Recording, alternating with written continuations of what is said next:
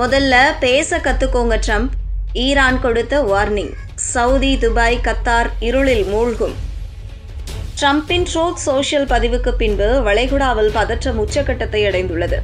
இந்த சூழ்நிலையில் ஈரான் மற்றும் அமெரிக்கா மத்தியிலான மோதல் தீவிரமடைந்துள்ளது. இந்த நிலையில் ஈரான் தனது நிலைப்பாட்டை கடுமையாக வெளிப்படுத்தி அமெரிக்காவுக்கு மிக கடுமையான எச்சரிக்கையை விடுத்துள்ளது. அமெரிக்கா ஈரானின் மின் நிலையங்களை தாக்கினால் சவுதி அரேபியா உள்ளிட்ட முழு வளைகுடா பிராந்தியமும் இருளில் மூழ்கும் என்று ஈரான் தெரிவித்துள்ளது.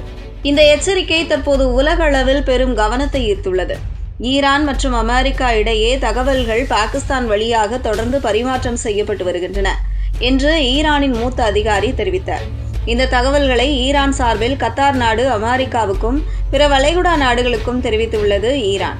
அமெரிக்கா தொடர்ந்து அழுத்தத்தின் கீழ் சரணடையுங்கள் என்ற அதே தொனியில் பேசி வருவதாக ஈரான் குற்றம் சாட்டியுள்ளது.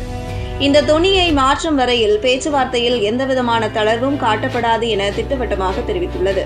அமெரிக்கா ஈரானின் மின் உற்பத்தி நிலையங்களை தாக்கினால் ஈரான் தரப்பில் தாக்குதல் நடத்தப்படும் என்றும் அதனால் வளைகுடாவில் முழு பிராந்தியமும் குறிப்பாக சவுதி அரேபியாவும் முழுமையான இருளில் மூழ்கும் என்றும் ஈரான் தெளிவாக எச்சரித்துள்ளது. ஈரானின் மின் உற்பத்தி அமைப்பு வளைகுடா பிராந்தியத்தின் மின் கட்டமைப்புடன் இணைக்கப்பட்டுள்ளதால் ஒரு நாட்டின் மீதான தாக்குதல் மற்ற நாடுகளையும் நேரடியாக பாதிக்கும் என ஈரான் தெரிவித்துள்ளது. ஹார்முஸ் நீரிணையை திறக்க வேண்டும் என்ற அமெரிக்காவின் கோரிக்கைக்கு ஈரான் எந்த தளர்வையும் காட்டாது என்று தெரிவிக்கப்பட்டுள்ளது.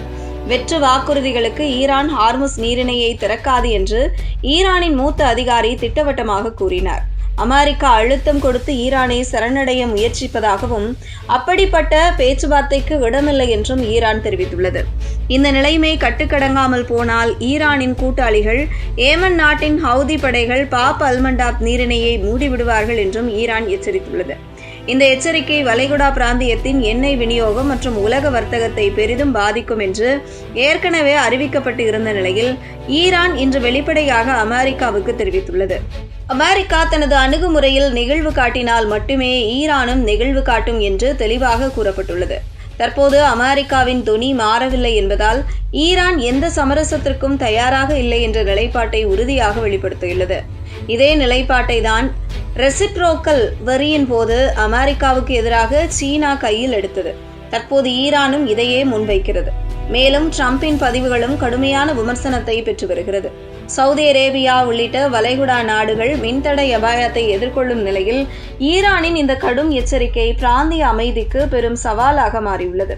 அமெரிக்காவின் முடிவு அமெரிக்க நேரப்படி இன்று இரவு 8 மணிக்கு தெரியும். இந்திய நேரப்படி நாளை 5:30 மணி.